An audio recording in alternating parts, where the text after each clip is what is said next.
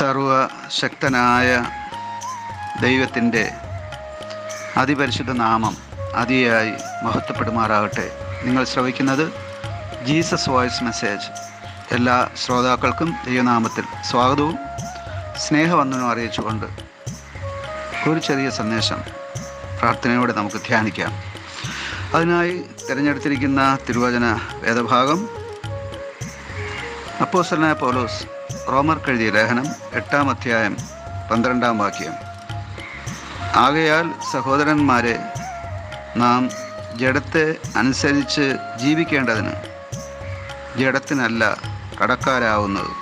കർത്താവിൽ പ്രിയരെ, നാം വായിച്ചു കേട്ട റോമർ 8:12 പൗലോസ് അപ്പോസ്തലൻ താൻ സ്ഥാപിച്ച റോമാസഭയ്ക്ക് എഴുതുന്നത് രണ്ട് തരം കടങ്ങളെക്കുറിച്ചാണ്.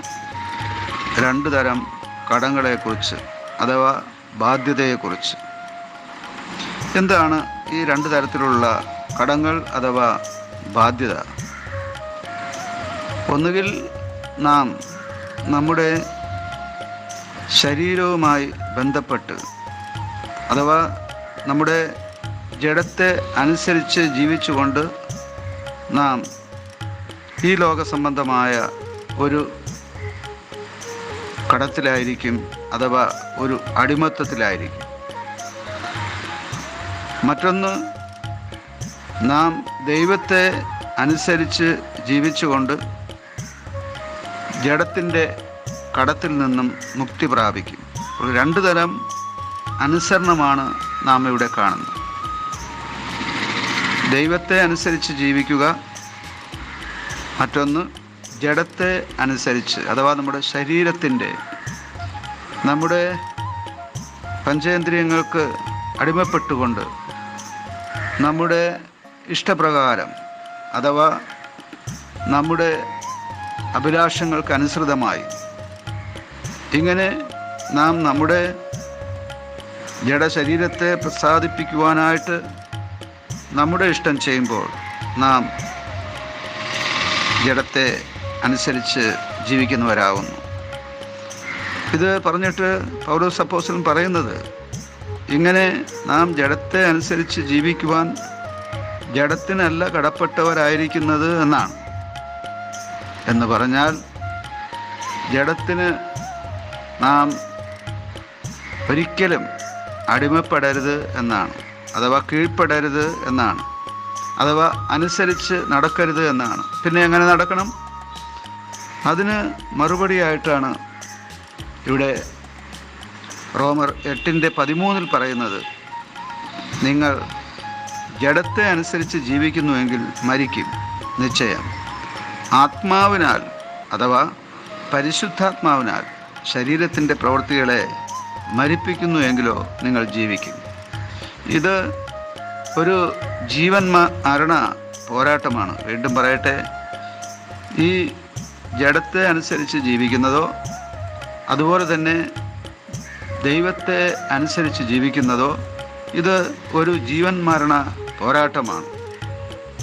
ഈ ജീവൻ മരണ പോരാട്ടത്തിൽ ആരാണ് ജയിക്കുന്നത്? അതെ, ദൈവത്തെ അനുസരിച്ച് ജീവിക്കുന്നവൻ വിജയിക്കുവാനിടയാവും. ദൈവം നമ്മെ വിജയിയാവുവാൻ വിളിച്ചിരിക്കുന്നു. ക്രൈസ്തവ ജീവിതം വിജയിക്കുവാനാണ് ദൈവം നമ്മെക്കുറിച്ച് ആഗ്രഹിക്കുന്നത്. അപ്പോൾ നാം ക്രൈസ്തവ ജീവിതത്തിൽ വിജയിക്കണമെങ്കിൽ ദൈവത്തെ അനുസരിച്ച് ജീവിക്കുവാൻ നാം നമ്മെ സമർപ്പിക്കണം. ദൈവത്തെ അനുസരിച്ച് ജീവിക്കുവാൻ നാം നമ്മെ സമർപ്പിക്കാതെ ഒരിക്കലും നമുക്ക് ക്രിസ്തീയ ജീവിതം ജീവിച്ച് വിജയിക്കുവാൻ സാധ്യമല്ല. അതുകൊണ്ടാണ് യേശു ഒരിക്കൽ പറഞ്ഞത്, ഒരുവൻ എന്നെ അനുഗമിക്കുവാൻ ഇച്ഛിച്ചാൽ അഥവാ ആഗ്രഹിച്ചാൽ അവൻ സ്വയം ത്യജിച്ച് നാൾതോറും തൻ്റെ ക്രൂശ് എടുത്തുകൊണ്ട് എന്നെ അനുഗമിക്കട്ടെ എന്നാണ്. അതേ പ്രിയമുള്ളവരെ, കർത്താവിനെ അനുഗമിക്കുവാൻ, ദൈവത്തെ അനുഗമിക്കുവാൻ, ദൈവത്തെ പ്രസാദിപ്പിക്കുവാൻ, ദൈവഹിതം ചെയ്യുവാൻ അത്യാവശ്യമായിരിക്കുന്നത് നാം ദൈവത്തെ അനുസരിച്ച് ജീവിക്കുക എന്നുള്ളതാണ്. ഇങ്ങനെ ദൈവത്തെ അനുസരിച്ച് ജീവിക്കുവാൻ നാം നമ്മെ സമർപ്പിച്ചില്ലെങ്കിൽ നാം ജഡത്തെ അഥവാ നമ്മുടെ ശരീരത്തെ അനുസരിച്ച് ജീവിച്ചു പോകും എന്നുള്ളതാണ്.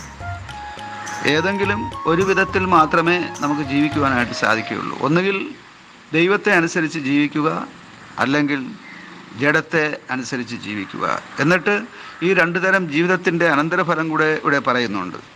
ജഡത്തെ അനുസരിച്ച് നിങ്ങൾ ജീവിക്കുന്നുവെങ്കിൽ മരിക്കും, എന്നാൽ ആത്മാവിനാൽ ശരീരത്തിൻ്റെ പ്രവൃത്തികളെ നിങ്ങൾ മരിപ്പിക്കുന്നു എങ്കിലോ, അഥവാ ദൈവത്തെ അനുസരിച്ച് ജീവിക്കുന്നുവെങ്കിലോ നിങ്ങൾ ജീവിക്കും.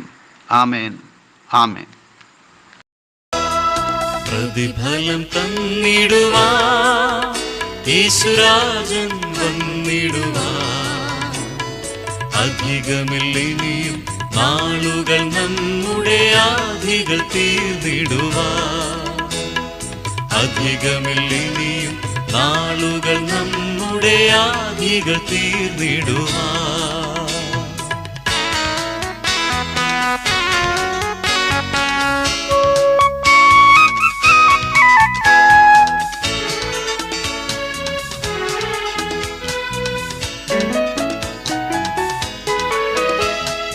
ദൈവിക ഭവനമതിൽ പുതുവീടുകൾ ഒരുക്കിയവൻ.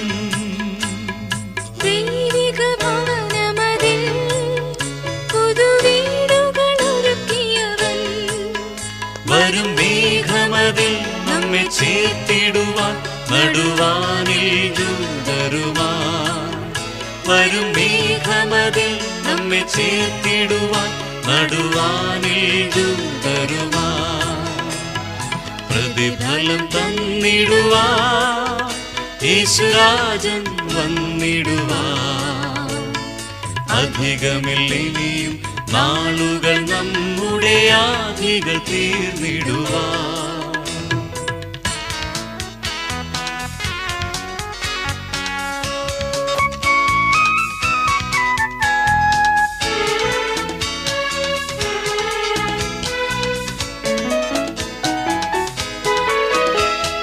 തൻ തിരുനാമത്തിനായി മണ്ണിൽ നിന്നകൾ സഹിച്ചവരെ. തൻ തിരുനാമത്തിനായി മണ്ണിൽ നിന്നകൾ സഹിച്ചവരെ.